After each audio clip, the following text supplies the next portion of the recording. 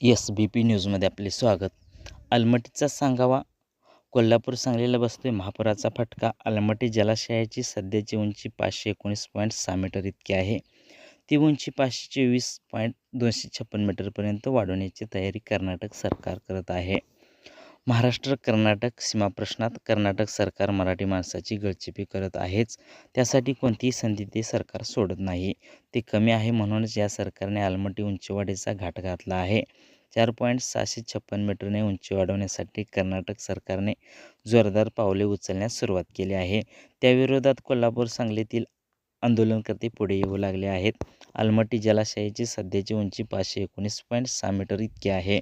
ती उंची 524.256 मीटरपर्यंत वाढवण्याची तयारी कर्नाटक सरकार करत आहे.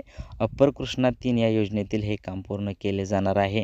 जलाशयाची उंची वाढवल्यास जो प्रदेश पाण्याखाली जाणार आहे त्यासाठी भूसंपादन करावे लागणार आहे. याची प्रक्रिया ही कर्नाटककडून लवकरच सुरू केली जाणार आहे. किती जमिनीचे संपादन करावे लागणार व किती भरपाई द्यावी लागणार याची नेमकी आकडेवारी कर्नाटक शासनाकडून अद्याप जाहीर करण्यात आलेली नसली तरी मुख्यमंत्री सिद्धरामय्या यांनी 1,33,867 इतके भूसंपादन करावे लागणार असल्याचे जाहीर कार्यक्रमात सांगितले आहे. यापैकी 28,967 एकर जमिनीच्या संपादनाची प्रक्रिया पूर्ण झाल्याची माहितीही त्यांनी दिली होती.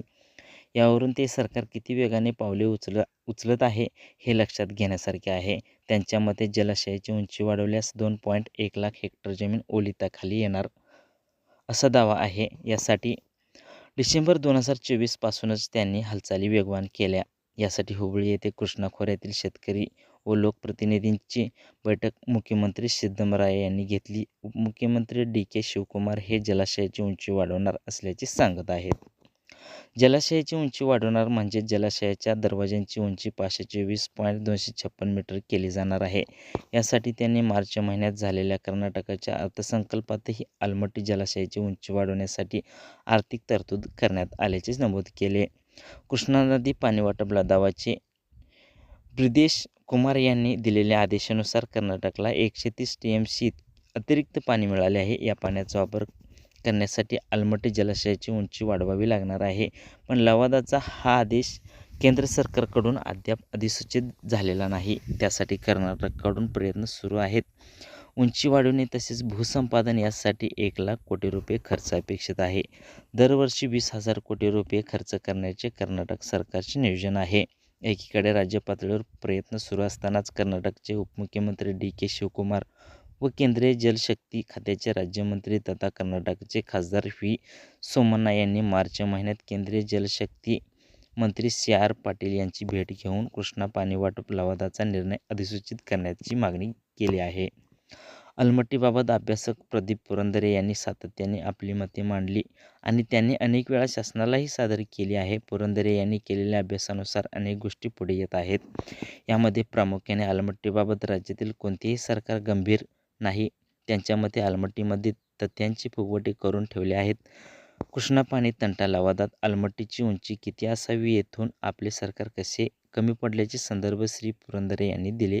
त्यामध्ये ते म्हणाले की महाराष्ट्र कर्नाटक सीमेची जमीन पातळी कृष्णा नदीत 518 मीटर आहे. तेव्हा महाराष्ट्रात पूर येऊ नये म्हणून अलमट्टीची पूर्ण संचयी पातळी 518 मीटरपेक्षा जास्त असू नये.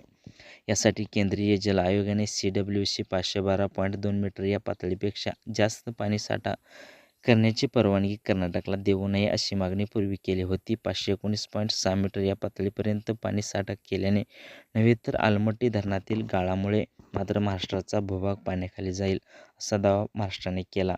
पण त्यास कर्नाटकच्या तज्ज्ञांनी आक्षेप घेतला.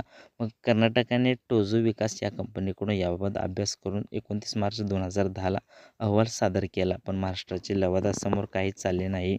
श्री पुरंदरे यांच्या मते त्याविषयी अलमट्टीच्या पुराचा परिणाम काय असेल यावर शिक्कामोर्तब झाले. त्यांचा परिणाम कोल्हापूर सांगलीतील लोकांना भोगावा लागत आहे. 2005, 2019, 2021 या तिन्ही वर्षातील महापुराचा फटका अनुभवला आहे. कृष्णा खोऱ्यातील महापुराला जे घटक कारणीभूत आहेत त्यात अलमट्टी धरणाचाही समावेश आहे. लोकांना अनुभवावे लागते, पण कागदावर नोंदवून ते सिद्ध करण्यासाठी आपल्याकडे ठोस माहितीचा अभाव आजही दिसत आहे.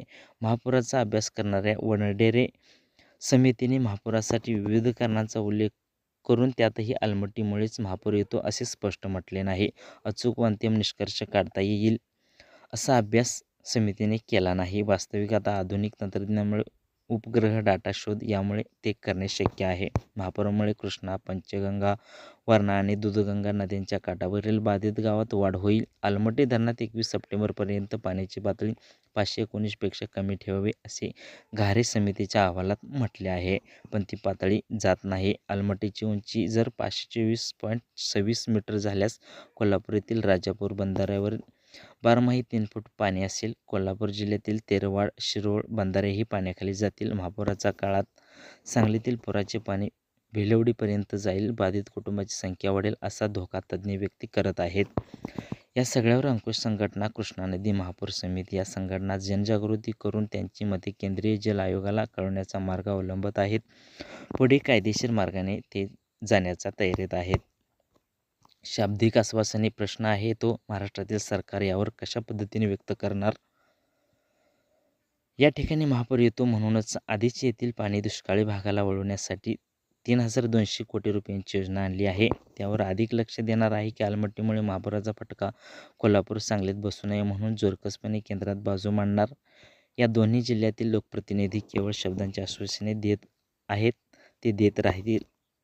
महापूर आल्यावर मदतीलाही धावतील, पण सातत्याने महापुराच्या धोक्याची टांगती तलवार डोक्यावर ठेवणार का, असा प्रश्नही या लोकप्रतिनिधींना आता विचारण्याची वेळ आली आहे.